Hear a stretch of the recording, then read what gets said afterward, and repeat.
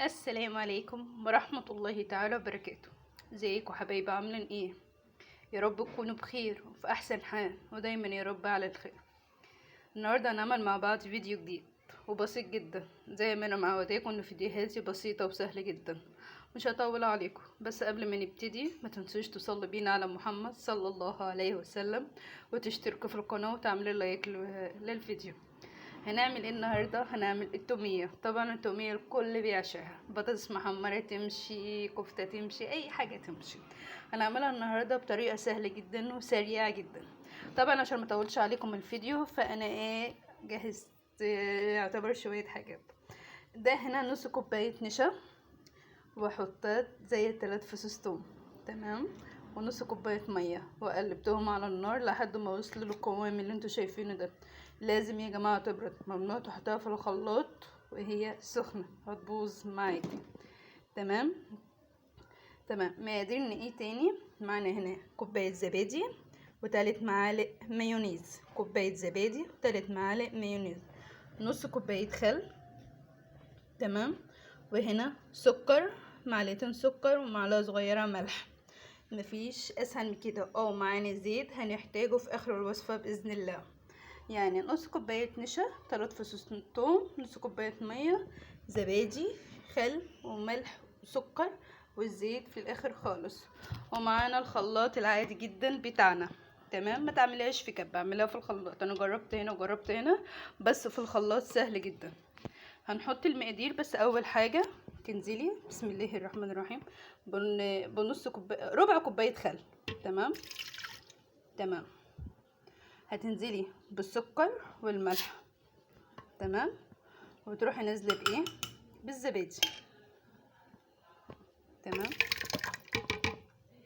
هنزل بقى النشا اللي انا عاملاه، نص كوبايه نشا مع نص كوبايه ميه، وتقلبيهم يتعملوا زي المهلبيه كده، شايفين؟ لازم تكون بارده جدا جدا. تمام.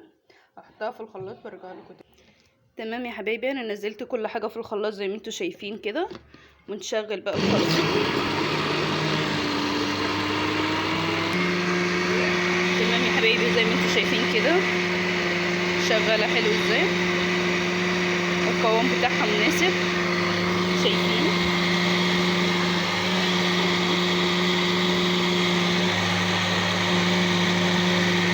صلوا بينا على النبي. تمام، شايفين؟ هنقعد نضرب وهننزل بسرسوب زيت صغير. بص، هنقعد نضرب وهنفضل نازلين بسرسوب زيت صغير جدا لحد ما توصل للقوام اللي احنا عايزينه.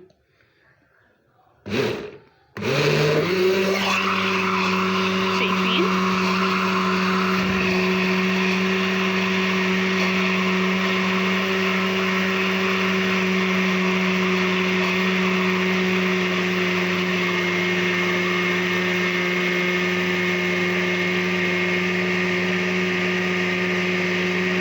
شايفين بتتقل معانا ازاي؟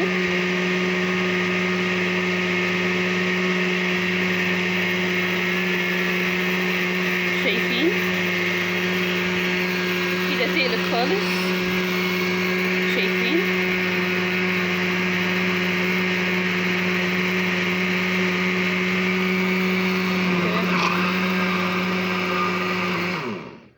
كده وصلت للقوام اللي احنا عايزينه. تمام، شايفين تقلها، ولسه لما تقعد في التلاجة بإذن الله هتتقل اكتر واكتر. طعمها بقى تحفة. ممكن تحمري بطاطس، تدهني كده الساندوتش حتة تومية، تحطي على البطاطس وتحمصيها بقى. بصي في حتة تانية خالص. هاتوا الكفتة، يعني بصي العيال بيعشقوها جدا، يعني ما اقولكوش. وكده يا جماعة بعد ما خلصت، تمام، ايه نغرفها مع بعض. انا بعشق يا جماعه التوميه قوي قوي قوي قوي قوي. بتعشق التومية قوي؟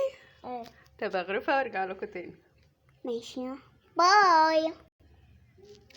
بكده احنا خلصنا الفيديو بتاعنا. ايوه، يا رب الفيديو يعجبكم وتجربوا الوصفة، والله والله تحفة.